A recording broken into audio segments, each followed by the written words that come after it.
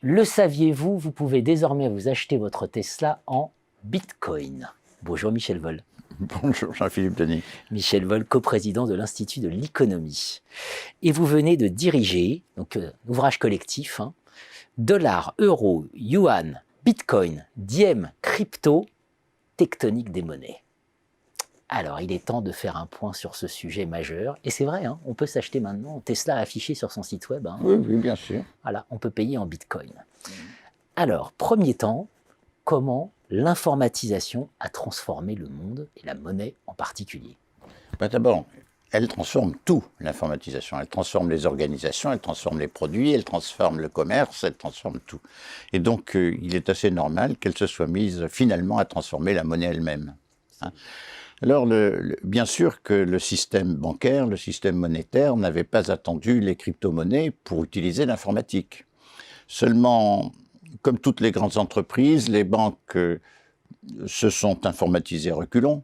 Leur système d'information présente d'évidents défauts, notamment de sécurité. Et il n'y a pas eu, en somme, de pensée systématique de la monnaie informatisée.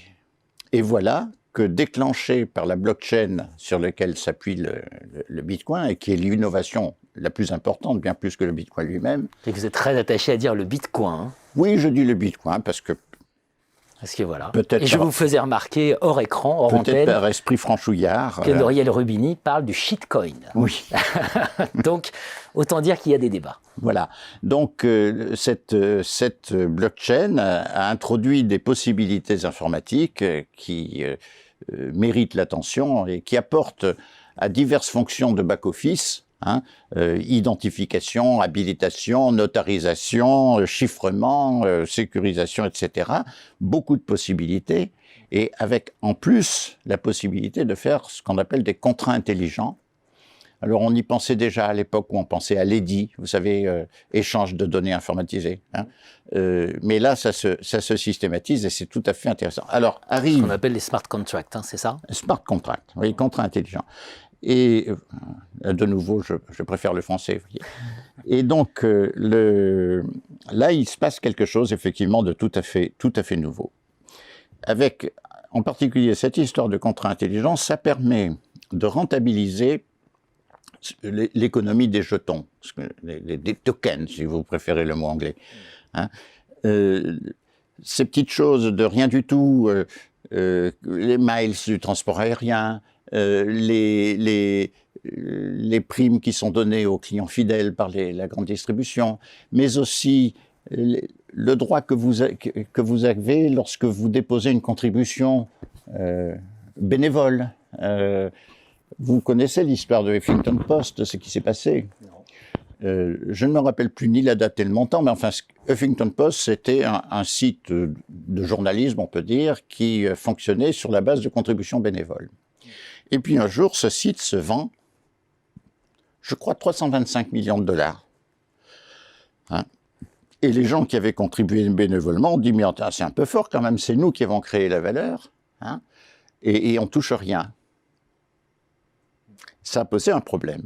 Et donc, s'est mis en place l'idée que, oui, eh bien voilà, quand vous apportez une contribution bénévole, vous rédigez un papier, ou bien vous donnez un avis, ou bien vous mettez un like comme ça, c'est une contribution bénévole, eh bien ça vous donne droit à quelque chose, un jeton, auquel n'est associée aucune valeur faciale, mais qui éventuellement, un jour, prendra une valeur, si jamais l'entreprise se vend, et que à ce moment-là, les droits que vous avez accumulés de façon virtuelle se concrétisent, eh bien vous en tirez un profit.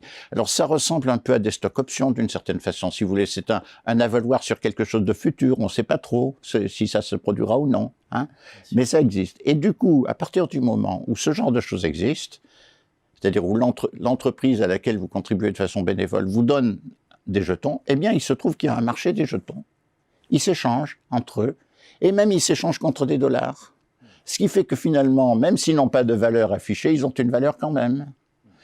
Et c'est une économie des petits montants, une économie des petites transactions, et qui aurait été absolument non rentable si ça avait été traité avec les procédures courantes de la banque.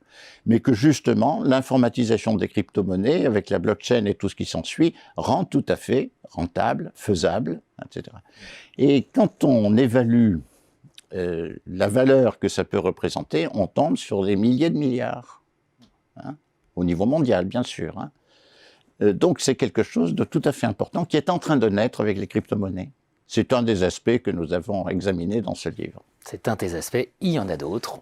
Et il y en a d'autres. On va les évoquer ensemble.